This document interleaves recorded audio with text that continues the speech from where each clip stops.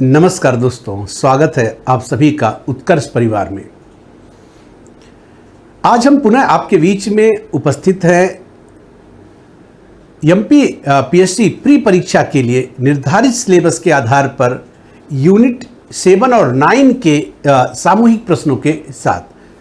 पिछले क्लासेज में आप देखेंगे कि हमने पूरे यूनिट 7 और 9 के प्रश्न टॉपिक वाइज लिए हैं, तो जो मित्र उन टॉपिक को नहीं देख पाए हैं उसको भी जरूर देखेंगे। YouTube पर वह सभी के लिए फ्री ऑफकास्ट उपलब्ध है, उसको देख सकते हैं।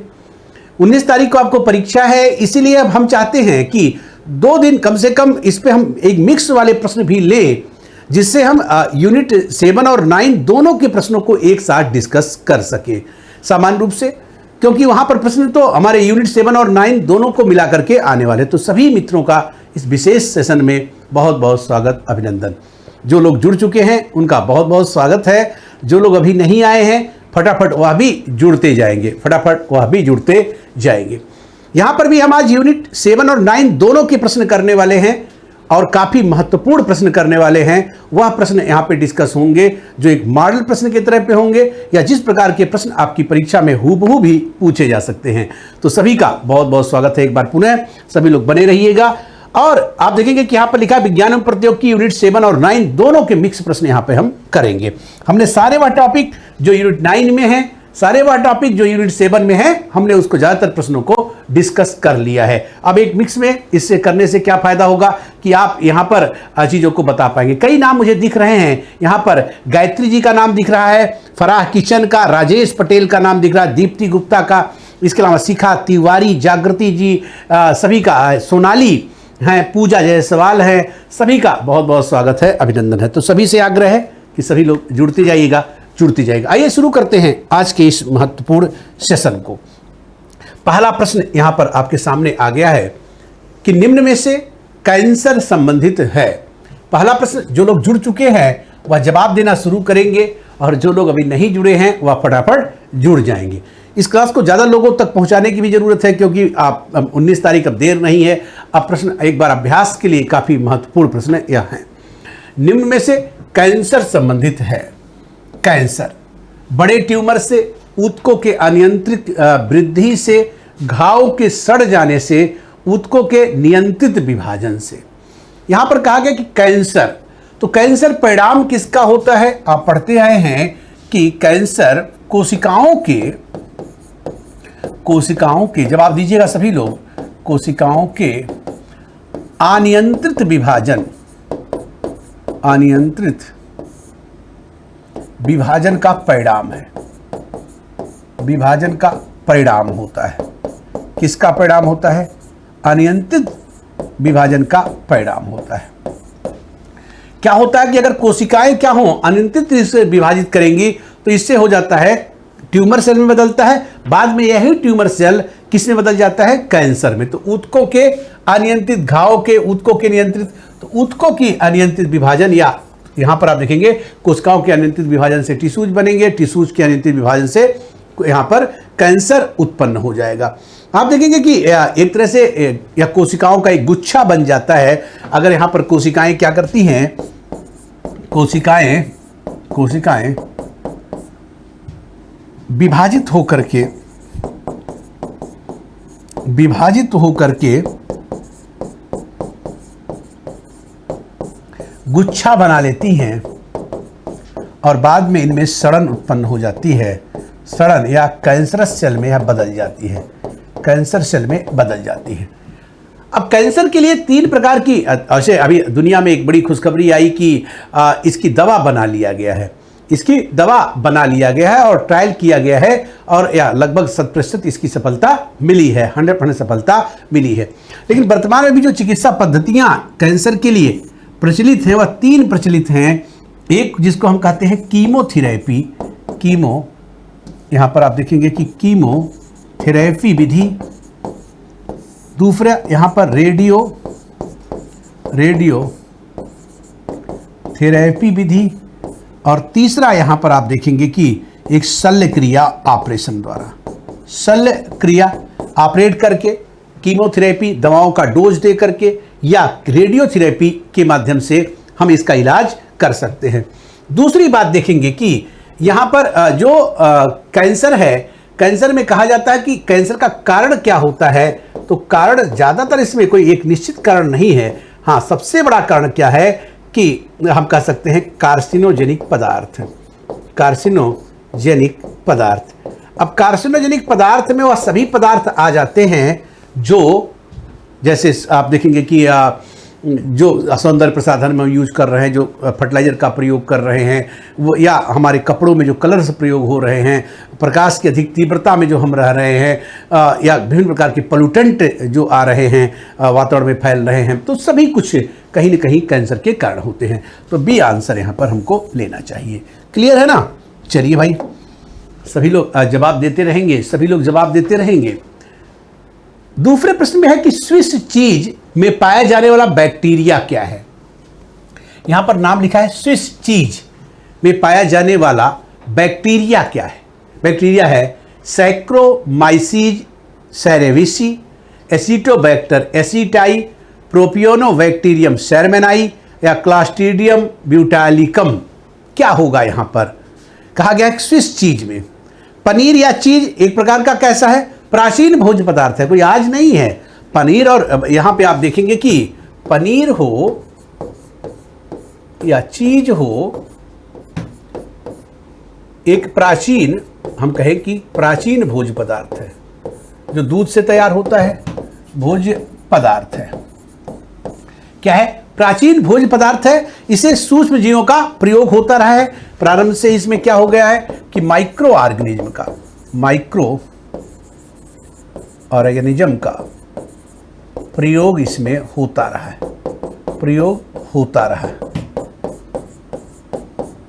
इसमें क्या है? इसमें प्रयोग होता रहा है।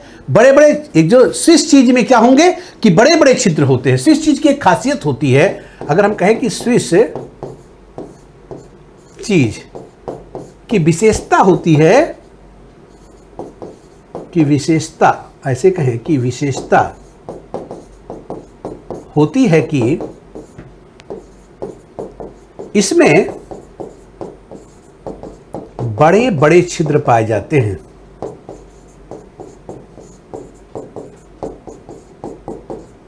बड़े बड़े छिद्र पाए जाते हैं। अब इसमें पूछा गया कि कौन सा बैक्टीरिया उत्तरदायी है, तो इसके लिए प्रोफिनोबैक्टीरियम सेरमेनाई।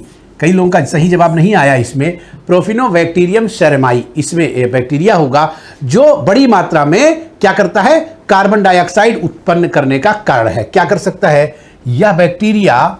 यहां पे कह सकते हैं कि अधिक मात्रा में फर्मेंटेशन की प्रक्रिया द्वारा क्या करता है? CO2 को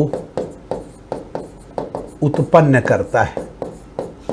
बड़ी मात्रा में यह क्या करता है? CO2 को उत्पन्न करता है, कार्बन डाइऑक्साइड को उत्पन्न करता है। बाकी यहां पर सैक्रोमाइसीज सेरेविसी, सैक्रोमाइसीज जो होता है ईस्ट होता है, फर्मेंटेशन का गुण पाया जाता है। ईस्ट आप देखेंगे कि यहां पर एक तरह से किण्वन का गुण इसमें बहुत ज्यादा है। क्लास्ट्रीडियम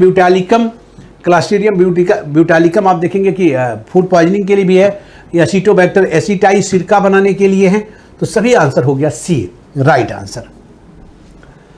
सभी का जवाब आना चाहिए भाई। इस प्रश्न को तो सभी को बताना है। ईमेल की शुरुआत किसने की थी? यहां पर मिक्स प्रश्न पूरे मिलेंगे। ईमेल की शुरुआत किसने किया था? मैंने बता चुका हूं, विंटन सर्फ ने, रॉबर्ट कान ने, लियोनार्ड क्लेनरॉक ने, ए एंड बी दोनों ने। किसने किया था भाई? सभी लोग जवाब दीजिएगा। ईमेल की शुरुआत किसने किया था? अब की बार सबको जवाब देना है भाई।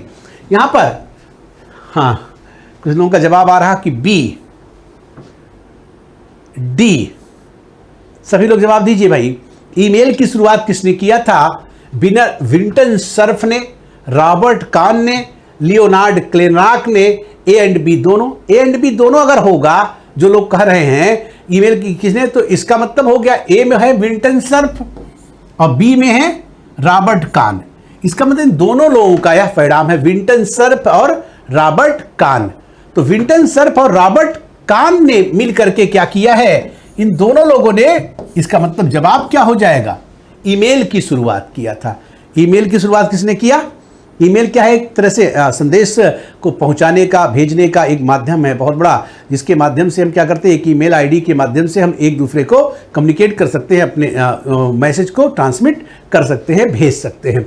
तो किसने इसका विनर्स, इसके लिए दो नाम आता है, एक विंटन सर्फ का, विंटन सर्फ, और रॉबर्ट कान।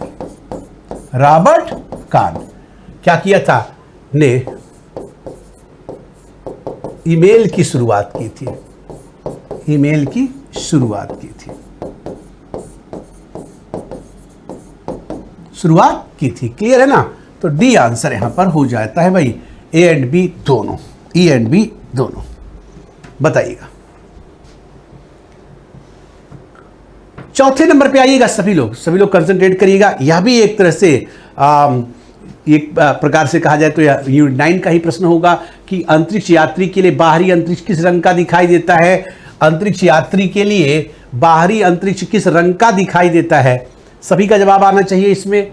सफेद, काला, गहरा नीला या गहरा लाल? बहुत अच्छा, सभी लोग सही जवाब दे रहे हैं भाई। बताइएगा, सफेद, काला, गहरा नीला और गहरा लाल किस रंग का दिखाई देता है? अंतरिक्ष यात्री के लिए बाहरी अंतरिक्ष किस रंग का दिखाई देता है? सफेद रंग का, काले रंग का, गहरा नीला, गहरा लाल? क्या होगा सही जवाब? सभी लोग कह रहे हैं कि एक मत है कि भाई काले रंग का दिखाई देगा, मतलब बी होगा। क्यों दिखाई देगा? क्योंकि अंतरिक्ष में, यहां पर आप कह सकते हैं कि अंतरिक्ष में वायुमंडल नहीं होने के कारण से, नहीं होने के कारण से, अब वायुमंडल के फर्क से क्या पड़ेगा? क्योंकि अगर क्या हो कि जितने प्रकाश का वहां पर क्या होगा, स्कैटरिंग नहीं हो पाएगा, प्रकीर्णन नहीं हो पाएगा। प्रकाश किरणों का यहां पर क्या होता है? प्रकीर्णन नहीं हो पाता। प्रकाश किरणों का प्रकीर्णन नहीं हो पाता, नहीं होता। इसलिए क्या हो जाता है? या काले रंग का दिखाई देगा। गहरा लाल, गहरा नीला और सफेद। सफेद, अब देखेंगे सफेद कब दिखाई देगा कि वहां से सफेद, कोई भी वस्तु तुमको सफेद तब दिखाई देती है जब प्रकाश के जो 7 रंग हैं, अगर देखेंगे violet, indigo, blue, green, yellow, orange और रेड, इस 7 कलर अगर आपस में मिक्सअप होंगे, जिसको क्या कहते हैं भाई? स्पेक्ट्रम कहते हैं, स्पेक्ट्रम कहते हैं। इनका संयुक्त प्रभाव क्या दिखाई देता है? संयुक्त प्रभाव इनका क्या दिखाई देगा? या तो भाई सफेद दिखाई देगा, सफेद दिखाई देगा। अब चूंकि लाल रंग का वेवलेंथ क्या है? इसका तरंग दैर्घ्य सर्वाधिक है। आपने पढ़ा है कि तरंग दैर्घ्य इसका सर्वाधिक है, सर्वाधिक है, इसीलिए सबसे कम प्रकीर्णन होगा, सबसे कम प्रकीर्णन होगा, प्रकीर्णन होता है, इसलिए लंबी दूरी तक जाता है, जिसके कारण से क्या होगा? लंबी दूरी तक जाएगा। वायलेट का, बैगनी रंग का यहां पर तरंग दैर्घ्य, वेवलेंथ सबसे कम है, कम प्रकीर्णन, इसलिए क्या होता है? प्रकीर्णन इसका सर्वाधिक होता है। प्रकीर्णन इसका क्या हो जाएगा? सर्वाधिक हो जाएगा। सफेद, काला, गहरा नीला या गहरा लाल, तो यहां पर क्या हो जाएगा? सर्वाधिक हो जाएगा। तरंग दैर्घ्य उसका सबसे कम प्रकीर्णन होगा, मतलब तरंग दैर्घ्य सबसे कम प्रकीर्णन, तरंग दैर्घ्य इसका सबसे कम है, इसलिए प्रकीर्णन इसका सर्वाधिक हो जाएगा।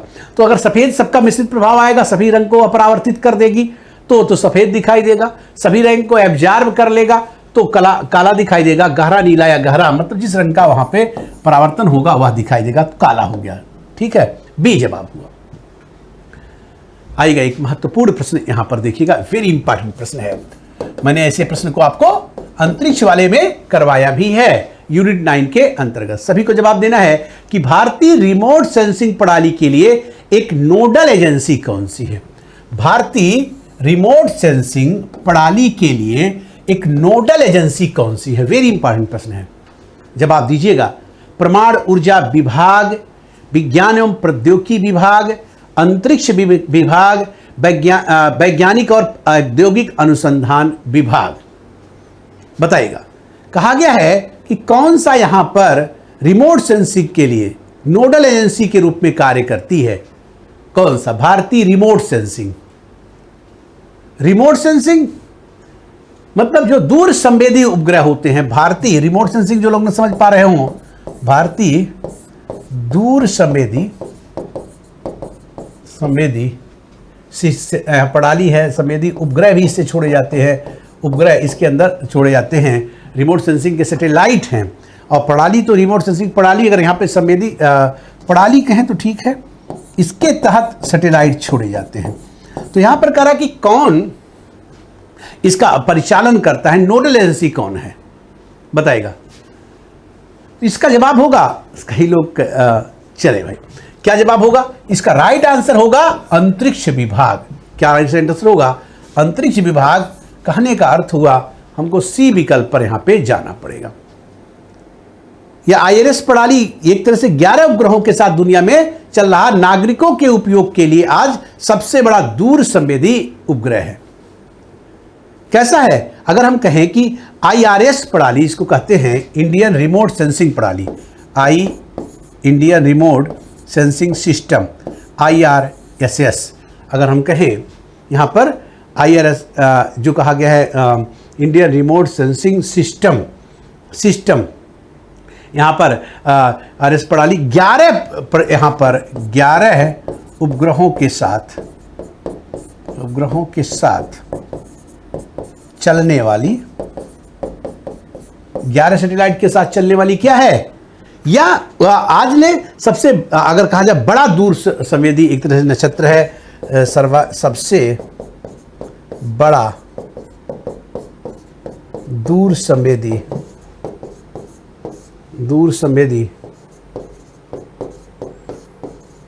क्लियर है? तो सी इसका जवाब होगा। कई लोगों ने कहा कि इसको विज्ञान एवं प्रौद्योगिकी विभाग, नहीं भाई, या अंतरिक्ष विभाग का ही कार्यक्रम है, स्पेस टेक्नोलॉजी का। तो सी जवाब यहां पे हो जाएगा। सभी लोग कंसंट्रेट करिएगा छठे प्रश्न पे। एक जनरल साइंस का प्रश्न है कि पैराथायराइड हार्मोन, सबको जवाब देना है इसका। पैराथायराइड हार्मोन के अतिश्रावण से कौन सा रोग होता है? यहां पर कहा है अतिश्रावण से। टिटैनी, ऑस्टियोपोरोसिस, ग्रेव्स और ऑस्टियोमेलेशिया, क्या रोग होगा भाई? पैराथायराइड हार्मोन, जिसको PTH कहते हैं, जिसको पैराथार्मोन कहते हैं, इससे क्या होगा बताइएगा। जवाब आने लगा है। कई लोग इसमें कंफ्यूज हैं। ऑस्टियोमेलेशिया भी दिया है, ऑस्टियोपोरोसिस भी दिया है, ग्रेव्स दिया और टिटैनी दिया है। समझिएगा, पैराथायराइड, इसका जवाब होगा ऑस्टियोपोरोसिस। हिंदी में इसको कहते हैं अस्थि भंगुरता। क्यों होता है भाई ऑस्टियोपोरोसिस? इसमें अस्थियां क्या हो जाती हैं? अस्थियां कमजोर, छिद्रित, पतली हो जाती है। थोड़ा भी झटका लगे तो टूट जाएगा। क्यों ऐसा हो रहा है? अब पैराथायराइड को कौन निकालता है? यहां पर आप देखेंगे जो PTH हार्मोन है, जिसको हम कह रहे हैं पैराथायराइड हार्मोन, इसी को या हम क्या कहते हैं, पैराथार्मोन भी कहते हैं। पैराथार्मोन भी कहा जाता है, पैराथार्मोन भी कहा जाता है, PTH भी कहा जाता है। अब पैराथार्मोन को देखिएगा, पैराथार्मोन को कौन निकालता है? पैराथायराइड ग्लैंड निकालती है। पैराथायराइड ग्रंथ इसको निकालती है। कहां पाई जाती है? जो कि थायराइड ग्लैंड के ग्रंथि के दोनों भागों में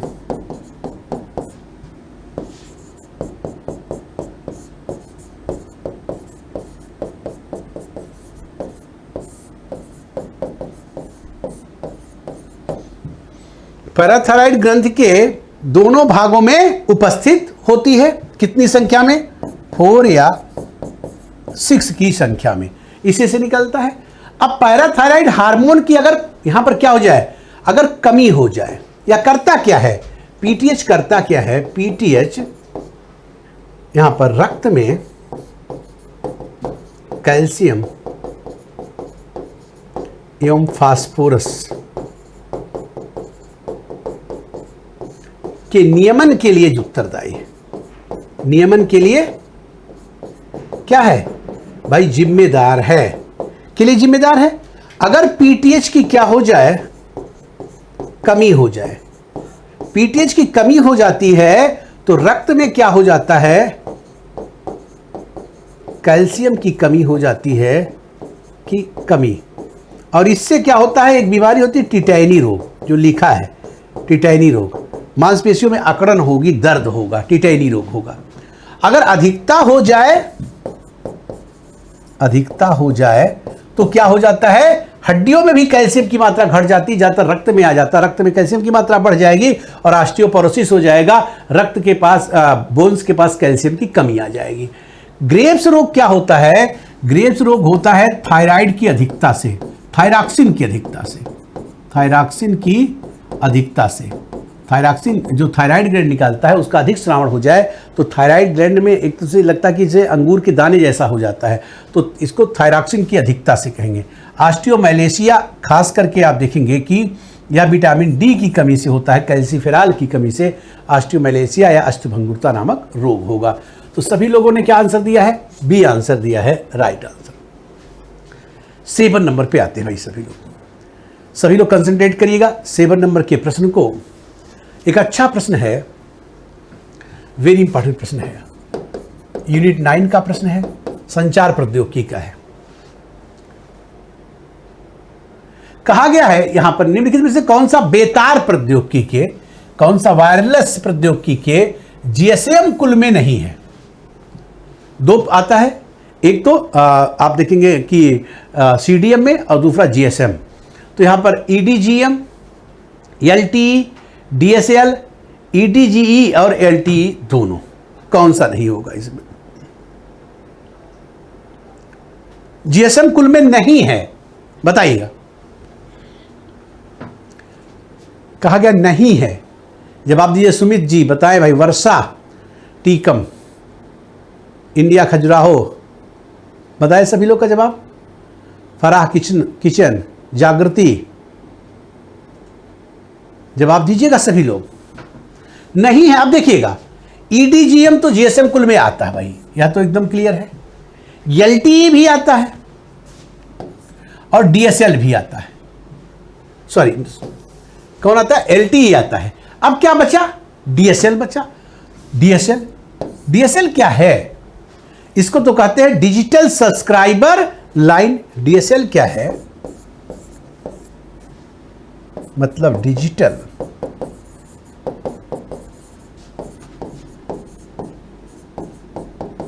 सब्सक्राइब, क्या होता है, डिजिटल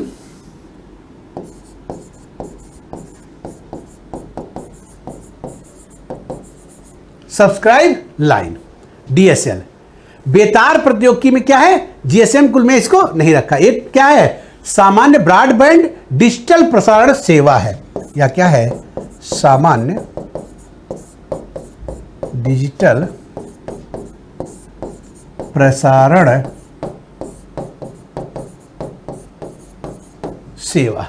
सेवा। अब देखिए, डीएसएल ऐसी आवृत्तियों पर कार्य कर सकता है, या ऐसी आवृत्ति पर कार्य करता है, आवृत्ति पर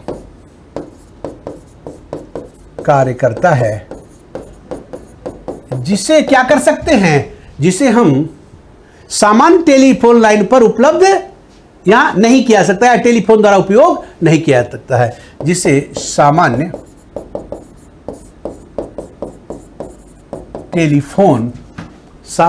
टेलीफोन द्वारा उपयोग नहीं किया जा सकता है। क्या कर सकते हैं हम, सामान्य रूप से इसका उपयोग नहीं कर सकते हैं। तो यहां पर आंसर क्या हुआ, सी हमारा सही जवाब हुआ। क्लियर है सभी लोग का? आगे चला जाए। चलिए 8वें नंबर के प्रश्न की तरफ आते हैं। 8वां नंबर प्रश्न देखिएगा। नेटवर्कों का नेटवर्क के नाम से जाना जाता है। नेटवर्कों का नेटवर्क क्या नाम है? नेटवर्कों के नेटवर्क के नाम से जाना जाता है। एक्स्ट्रानेट, इंट्रानेट, वेबनेट या इंटरनेट? बहुत अच्छा प्रश्न है यह भी, वेरी इंपॉर्टेंट प्रश्न है। सब छपने वाले प्रश्न है भाई, सभी लोग इसको जरूर करके जाइएगा। नेटवर्कों का नेटवर्क जवाब दीजिएगा 8 नंबर के प्रश्न का। नेटवर्कों का नेटवर्क, आप लोग के जवाब आ रहे हैं भाई। नेटवर्कों का नेटवर्क किसे कहेंगे? एक्स्ट्रानेट कहेंगे, इंट्रानेट कहेंगे, वेबनेट कहेंगे या इंटरनेट कहेंगे? अब इंटरनेट क्या है? इंटरनेट का मतलब ये होता है कि विश्व भर में क्या है, विभिन्न देशों को क्या इंटरनेट के माध्यम से जोड़ना, या हम कहेंगे विभिन्न एक तरह से सूचना के लिए एक नेटवर्क का जाल बनाना। एक तरह से इंटरनेट क्या है, क्षेत्रीय हो या ग्लोबल लेवल पर हो, एक प्रणाली है जो विश्व भर में फैले कंप्यूटरों को आपस में कनेक्ट करता है, या क्या करता है, क्षेत्रीय और वैश्विक स्तर पर, क्षेत्रीय व वैश्विक स्तर पर विश्व भर में फैले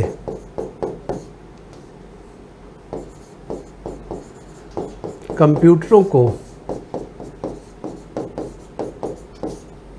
आपस में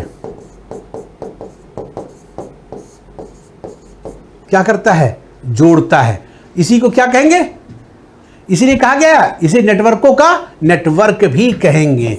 इसे नेटवर्कों का नेटवर्क भी कहते हैं। क्लियर हो गया? अब विभिन्न प्रकार के नेटवर्क को आपस में जोड़ने से एक सार्वजनिक नेटवर्क बनता है। कई सारे नेटवर्क को जोड़ करके, कई नेटवर्क को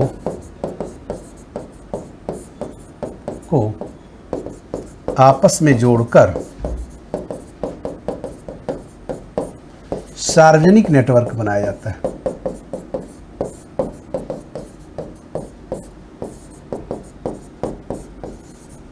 बनता है।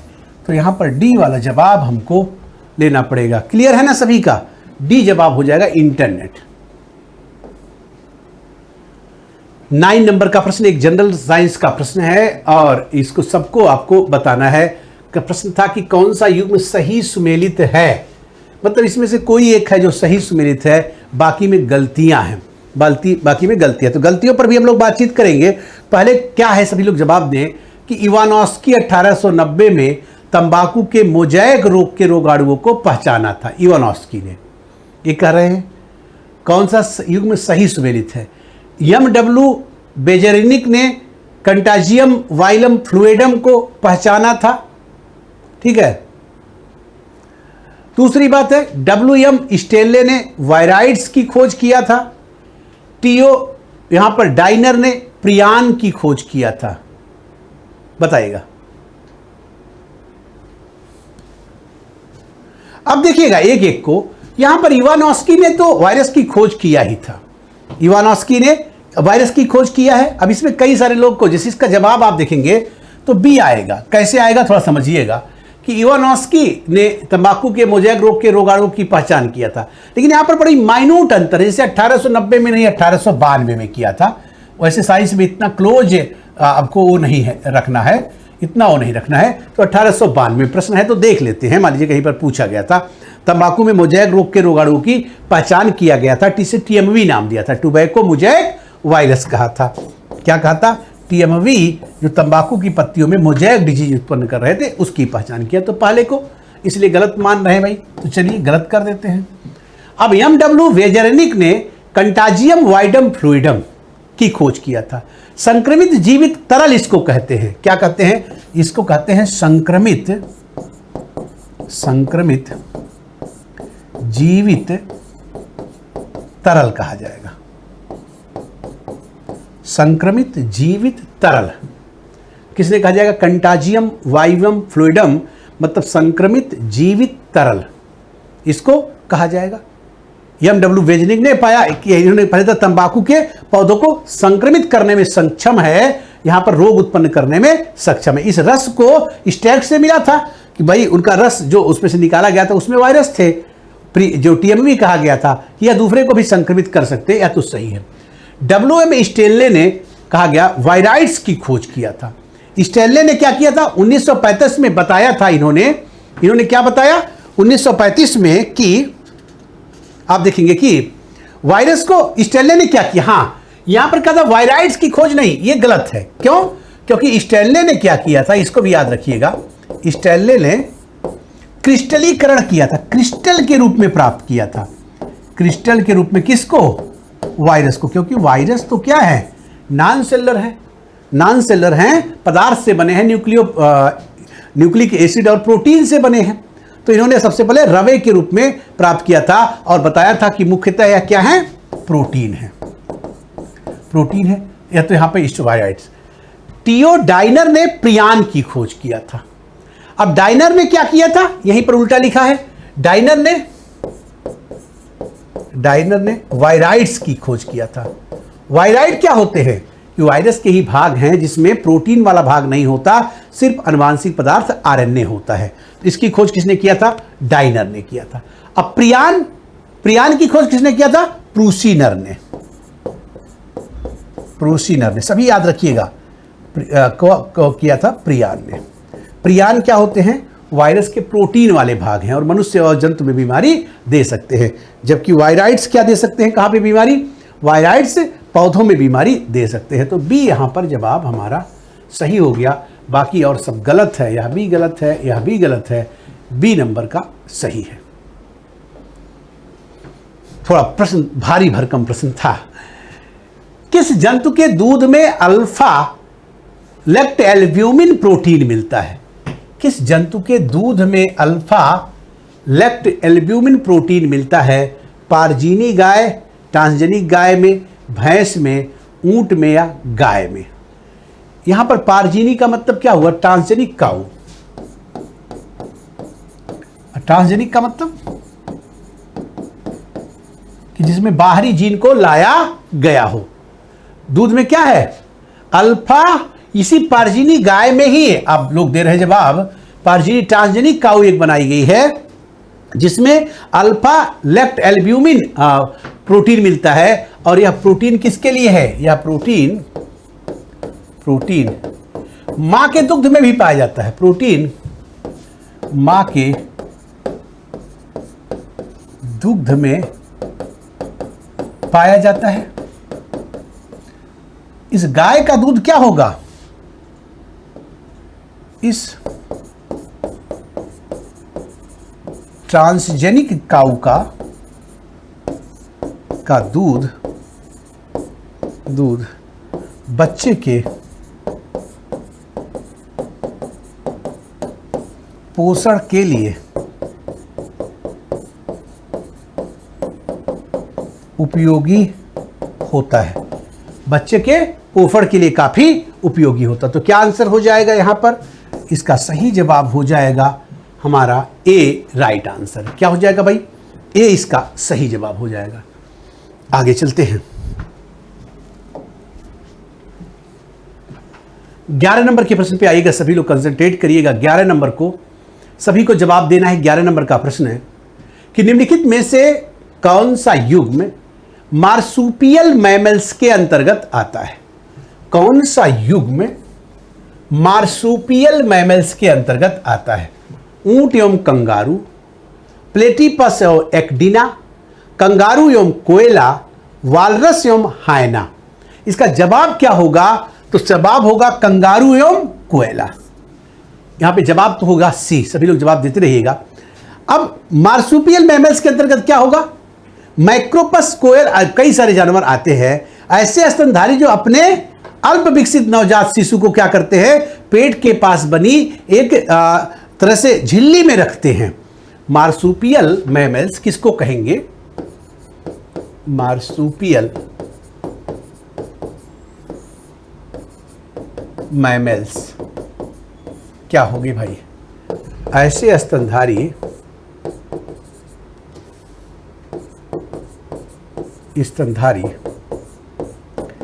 जिसके पेट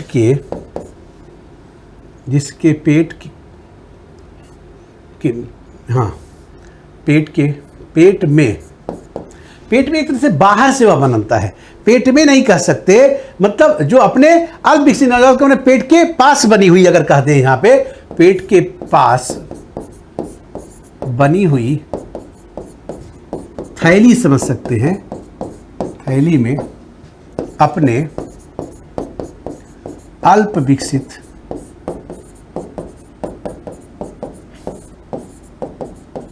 बच्चे को रखती है।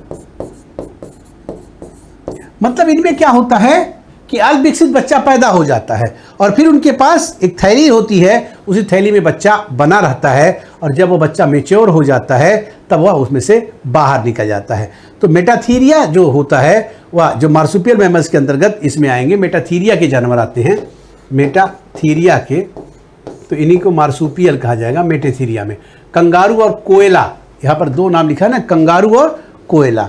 कंगारू को ही माइक्रोपस कहेंगे, कंगारू को अगर हम कहें तो माइक्रोपस कहते हैं ना।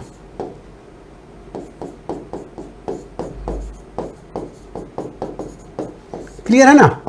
तो सी वाला जवाब यहां पर ले लेते हैं, सी वाला जवाब। सभी लोग प्लेटिपस, एक्टिना, एक्टिना एक अंडे देने वाला स्तनधारी है, ऊंट, कंगारू, वारल और हायना, तो यहां पर सी जवाब हो जाएगा सबका। आइए 12 नंबर के प्रश्न पर, एक तरह से मिश्रित प्रकार के आपको यहां पर प्रश्न मिल रहे हैं, कई प्रकार के एक साथ आपको प्रश्न मिल रहे हैं कि अस्थिल या ड्रूप फल के उदाहरण कौन से हैं।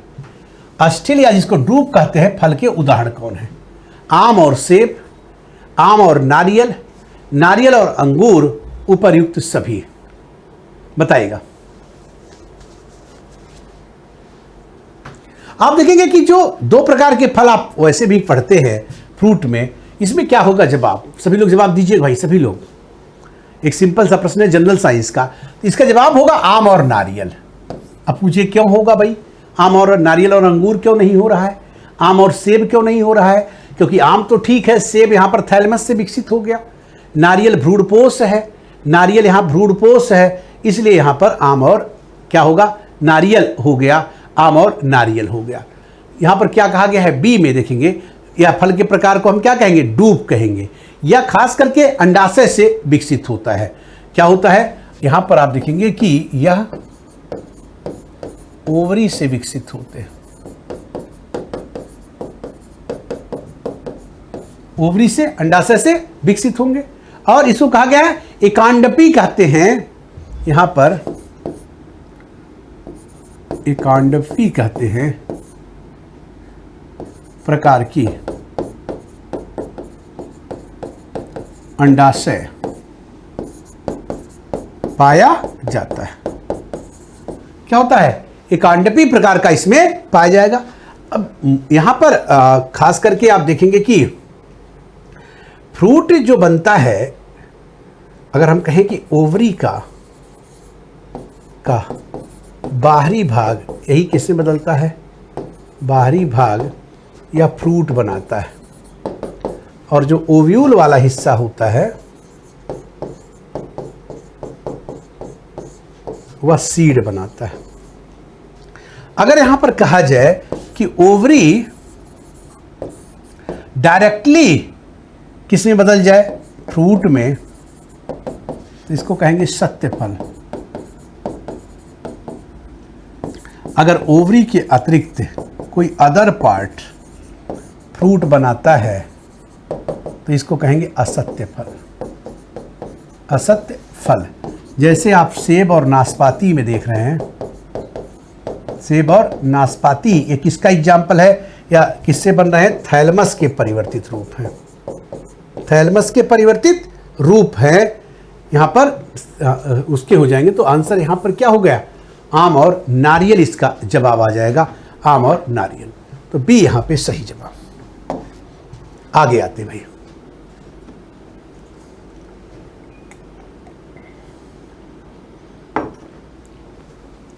कौन सा कार्यक्रम संचार प्रौद्योगिकी से संबंधित नहीं है?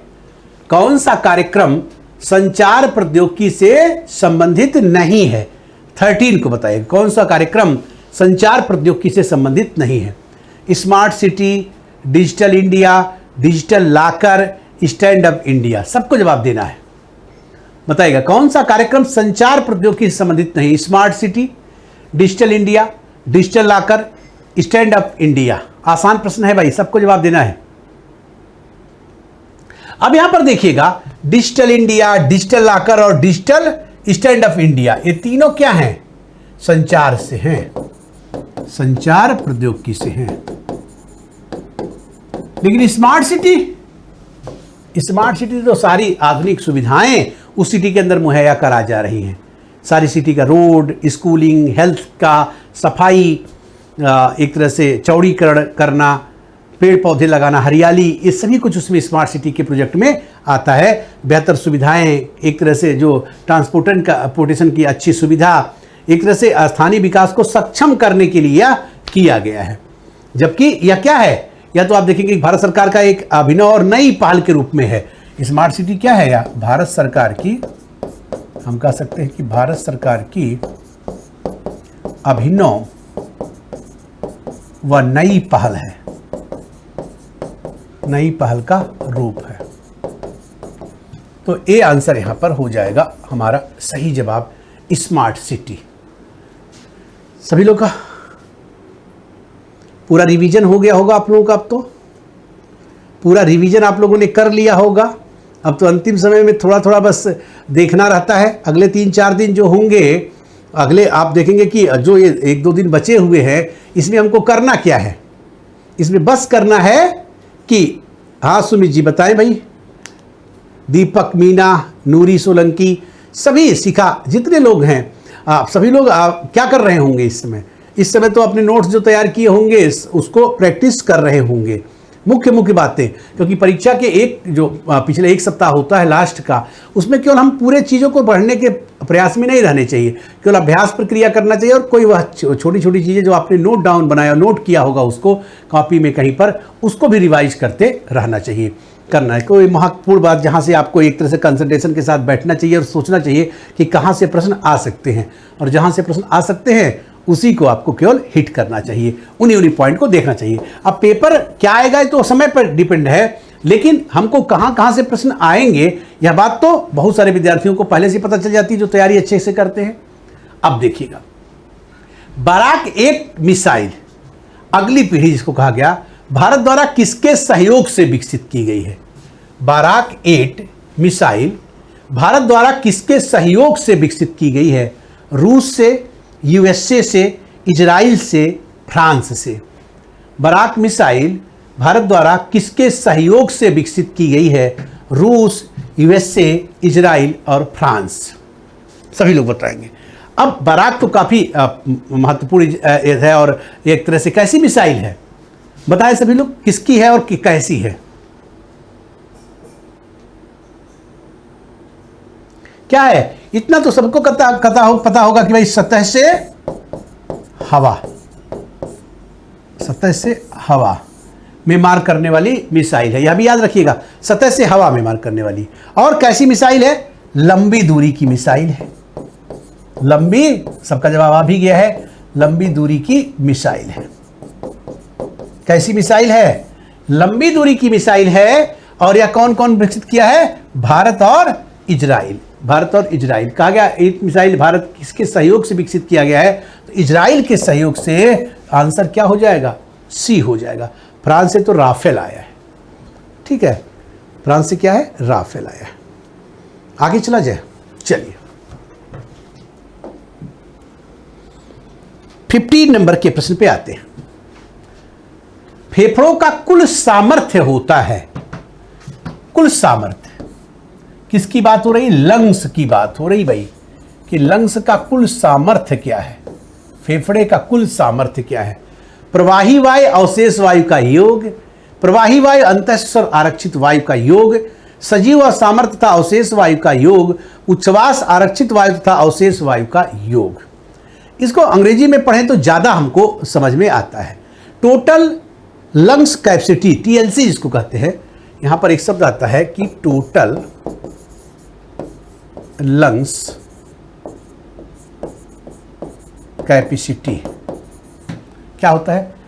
लंग्स की हमारी क्षमता कितनी है? 5800 ml वायु को भरने की क्षमता है, इसमें आप देखेंगे कि कुल क्षमता अगर हम कहें टोटल लंग्स कैपेसिटी, तो यह जैव जो कहा गया है, जैव क्षमता, जिसमें कहा गया है सामर्थ्य, आरक्षित प्रवाही वायु, अवशेष वायु, प्रवाही वायु, संरक्षित वायु, सजीव सामर्थ्य तथा अवशेष वायु का वेग। यहां पर तो इसमें क्या हो जाएगा? यही सजीव सामर्थ्य तथा अवशेष वायु का योग यहां पर आएगा, सी आएगा। मतलब इसको अगर कहा जाए तो अवशिष्ट आयतन टोटल यहां पर कितनी होती है? 5800 ml होती है, 5800 ml होती है। और इसमें सजीव सामर्थ्य प्लस इसमें कहा जाए अवशेष वायु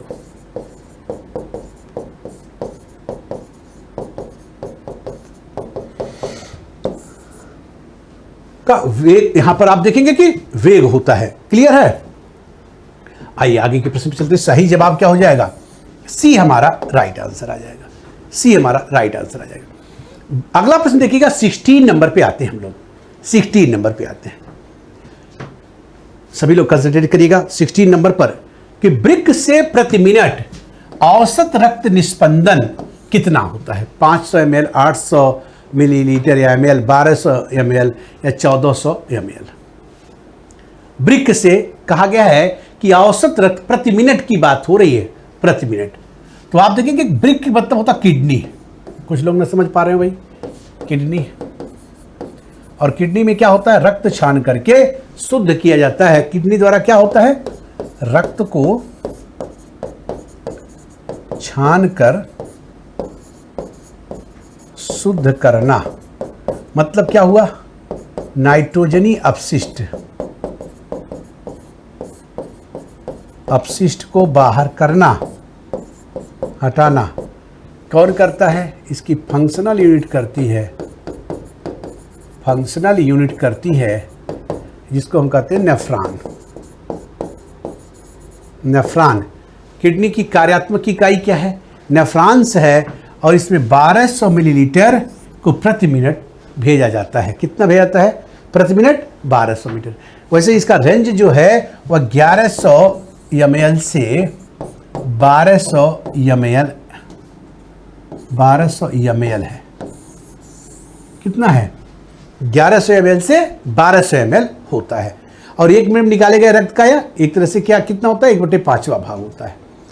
अगर हम देखा जाए तो इतने में पूरे 24 घंटे में 180 लीटर रक्त की शुद्धि करता है प्रतिदिन जो है, या प्रतिदिन अगर कहें हम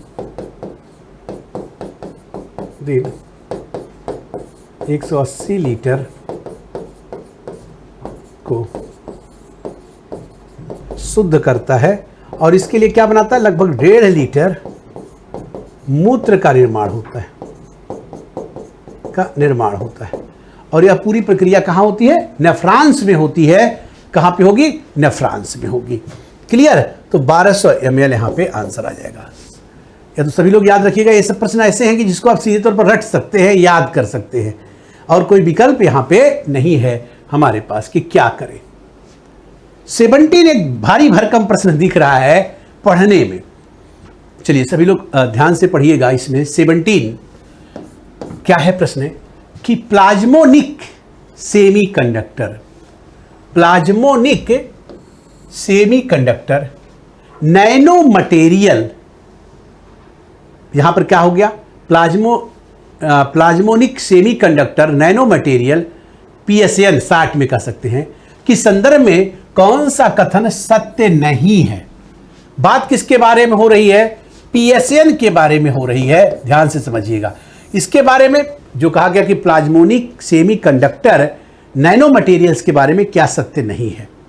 यह धातु जैसी सामग्री होती है जिनमें ऐसे मुक्त इलेक्ट्रॉन होते हैं जो प्रकाश किरणों से टकराकर सामूहिक रूप से दोलन करते हैं। पहला यहां पे कहा गया। दूसरा का इसमें सौर प्रकाश का उपयोग प्रदूषकों को कम करने के साथ साथ अक्षय हाइड्रोजन उत्पन्न करने के लिए तथा फोटोकैलेटिक दक्षता घटाने के लिए किया जाता है। ठीक है। अगला कहा गया ये आर्सेनिक और फ्लोराइड जैसे विषैले आयनों को आसानी से सोख लेते हैं, उपर्युक्त में से कोई नहीं। अब देखिएगा यहां पर सत्य नहीं है को बताना है, मतलब जो गलत है, जो गलत है। एक एक का मूल्यांकन करिएगा ध्यान से पढ़ने के बाद। कहा गया है धातु जैसी सामग्री होती है जिनमें ऐसे मुक्त इलेक्ट्रॉन होते हैं जो प्रकाश किरणों से टकराकर सामूहिक रूप से दोलन करते हैं। यह तो सही है भाई, यहां कहा गया कि सही नहीं है। दूसरे पे देखेंगे, इसमें सौर प्रकाश का उपयोग प्रदूषकों को कम करने के साथ साथ अक्षय हाइड्रोजन उत्पन्न करने के लिए तथा फोटोवोल्टिक दक्षता को, यहां पर समस्या है भाई, घटाने के लिए नहीं करते हैं, बढ़ाने के लिए करते हैं। बढ़ाने के लिए होना चाहिए। मतलब क्या हो गया कि इसमें सौर प्रकाश का उपयोग प्रदूषकों को कम करने के साथ साथ अक्षय हाइड्रोजन उत्पन्न करने के लिए तथा फोटोकैटलिक दक्षता को बढ़ाने के लिए किया जाता है। क्या करते हैं? बढ़ाने के लिए इसमें प्रकाश सौर ऊर्जा का उपयोग करेंगे। तो यहां पर गलती तो पकड़ में आ गई। तीसरा देखते हैं, ये आर्सेनिक और फ्लोराइड जैसे विषैले आयनों को आसानी से सोख लेते हैं, या तो ठीक ही है। इसका मतलब आंसर हमारा क्या होना चाहिए? बी होना चाहिए भाई। किसी को कोई आपत्ति? पीएसएन क्या है? आर्सेनिक फ्लोराइड जैसे जहरीले आयनों को सोखने का काम करते हैं। एक प्रकार से नैनो तकनीकी से बना हुआ प्लाज्मोनिक सेमीकंडक्टर, जिसको कहा गया नैनो मटेरियल है। इसका शॉर्ट फॉर्म हो गया पीएसएन। क्लियर है? आगे चला जाए। चलिए भाई 18 पर आइएगा। फिर एक नैनो प्रौद्योगिकी से प्रश्न आ गया। पूरा मिक्सअप प्रश्न थे और 7 और 9 दोनों प्रश्न काफी, एक एक प्रश्न काफी एक तरह से आपका ज्ञान बढ़ाने वाले हो सकते हैं और परीक्षा में तो पूछे ही जा सकते हैं। नैनो प्रौद्योगिकी का अनुप्रयोग निम्नलिखित में से किसमें किया जाता है? मतलब ये कुछ चीजें लिखी गई हैं। नैनो प्रौद्योगिकी का अनुप्रयोग निम्नलिखित में से किसमें या किनमें किया जाता है? स्वास्थ्य एवं चिकित्सा में, खाद्य एवं कृषि में, वातावरण में, मोटर एवं वाहन उत्पादन में। नीचे दिए गए प्रयोग का सही उत्तर का यहां पे चयन करना है। नैनो का मतलब होता है, आपने पढ़ा है कि नैनोमीटर का मतलब हुआ, नैनोमीटर का मतलब हुआ कि मीटर का अरबवां भाग। क्या हुआ? मीटर का अरबवां भाग। किसमें किया जाता है? जैसे स्वास्थ्य एवं चिकित्सा में आप देखेंगे कि भाई नैनो रोबोट्स की संकल्पना की जा रही है।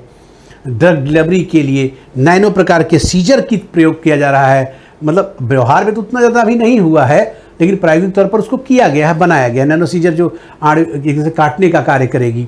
खाद्य एवं ऑपरेशन में उसको, खाद्य एवं कृषि में, खाद्य एवं कृषि में आप देखिए पैकेजिंग वगैरह के लिए यहाँ पर इसका प्रयोग किया जाएगा।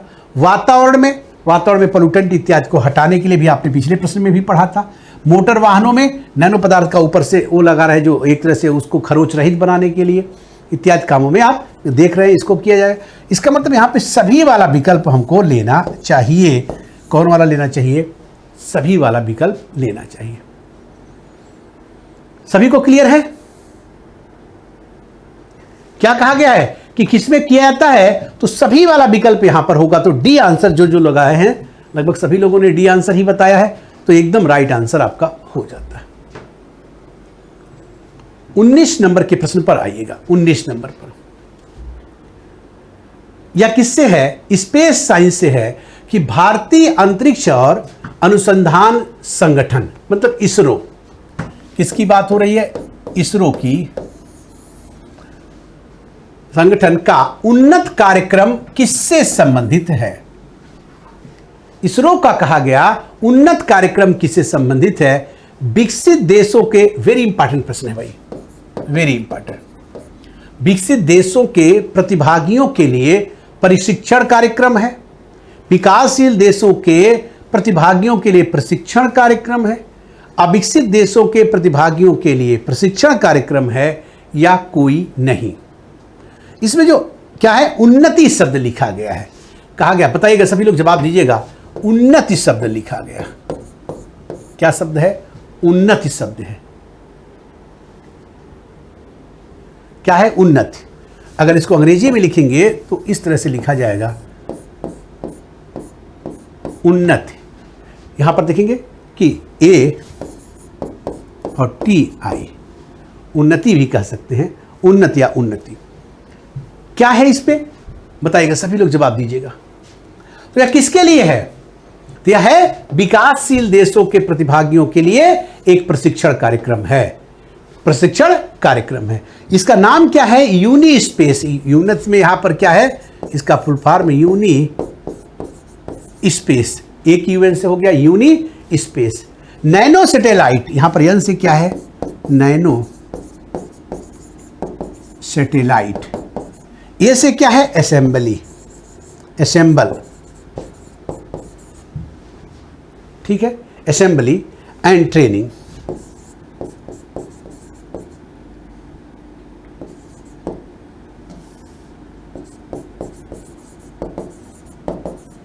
क्या है? ट्रेनिंग। बाई किसके द्वारा? बाई इसरो।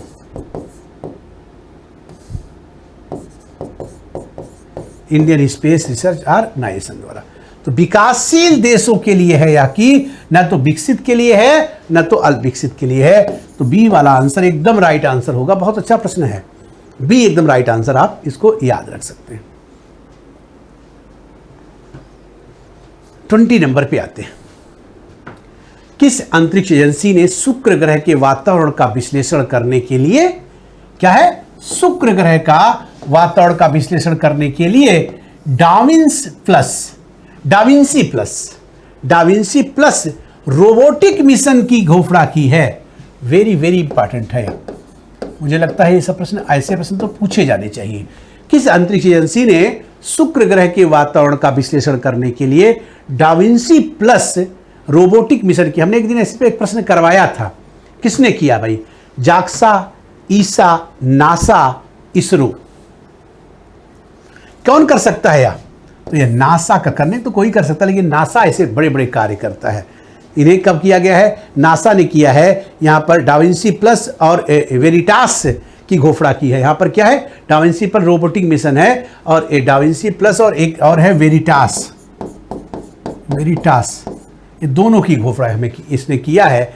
और 2028-30 के बीच में, अभी तो नहीं करेगा, 2028 से 30 के बीच में से लॉन्च करने की योजना इसने बनाई है, लॉन्च करने की। और एक तरह से 78 के बाद से शुक्र ग्रह के वायुमंडल में या अमेरिकी नेतृत्व का पहला मिशन है। क्या है? अगर हम कहें कि एक तरह से इनकी नोबल गैस केमिस्ट्री का इमेजिंग, कई सारी चीज़ है, मतलब शुक्र के वातावरण का पता लगाएगा या क्या करेगा? शुक्र के वातावरण का अध्ययन करेगा। तो ये आज के रहे कई सारे महत्वपूर्ण प्रश्न। यहां पर आप देखेंगे कि यहां पर, अब इसके बाद आप देखेंगे कि यहां पर अभी भी उत्कर्ष पे आप कई सारे लोगों को एक सूचना भी देनी थी कि उत्कर्ष ऐप पर इस समय जो है, चूंकि उत्कर्ष 2017 में पहली बार ऑनलाइन कार्यक्रम में आया था, और उत्कर्ष का 13 जून जो समय था, जब एक तरह से वहाँ पे 13 तारीख को 2017 में पहला स्टूडियो बना था। इसीलिए यह कार्यक्रम आप देखेंगे कि वहाँ से 5 वर्ष अपने महत्वपूर्ण पूरा करता है, पूरा उत्कर्ष डिजिटल दुनिया में जिसको हम कहें। तो उसके उपलक्ष्य में 5 साल पूरा होने के उपलक्ष्य में उत्कर्ष अपने सभी ऑनलाइन कोर्सेज पर 90% का महाबचत ऑफर लेकर के आया है। तो जो विद्यार्थी एमपी पीएससी से जुड़े या एमपी स्टेट से जुड़े किसी भी वैकेंसी के कोर्स जो उत्कर्ष ऐप पर उपलब्ध हैं, उनको आप परचेज करना चाहते हैं तो सभी पर एक 90% तक की महाबचत दी गई है। तो उस कोर्स को आप बहुत कम कीमत पर परचेज कर सकते हैं। लेकिन यह 13, 14, 15, 16 और 17 5 दिन का ही कार्यक्रम है। तो जो भी होंगे तो 13 तारीख से लेकर के 13, 14, 15, 16 और 17 तक इसको वह परचेज कर सकते हैं। 17 तक परचेज कर सकते हैं महाबचत ऑफर के तहत। बाद में पुनः यह अपनी कीमत में आ जाएगा। वैसे भी नाम मात्र का शुल्क है, अब इसमें 90% तक का बचत है, तो बहुत कम कीमत पे है। तो जो भी आपके कोई सगे संबंधी हो, कोई मित्र हो, जो कोर्स को परचेज करना चाहते हैं तो वह जरूर उनको बताइएगा इस कोर्स को वह कर सकते हैं। सभी लोग अपनी तैयारी पर एकदम कंसंट्रेट करिएगा, पूरी ऊर्जा से जज्बे के साथ परीक्षा देने जाना है। किसी के मन में कोई भी दुविधा नहीं होना चाहिए कि मैंने यह पढ़ा है, नहीं पढ़ा है, कब पढ़ा है। तो जो पढ़ा है आपने बहुत पूरा पढ़ा है, उससे बाहर प्रश्न कुछ नहीं आएगा, इतना विश्वास आपके अंदर होना चाहिए। और मुझे पूरा विश्वास है कि आपका सिलेक्शन जरूर होगा। तो आपको भी अपने अंदर यह विश्वास रखना चाहिए। तो चलिए, बहुत बहुत आप लोगों को धन्यवाद। मिलते हैं अभी एक और कार्यक्रम में, एक दिन के और क्लास में, जहाँ पर कुछ और प्रश्न हम आपसे डिस्कस करेंगे।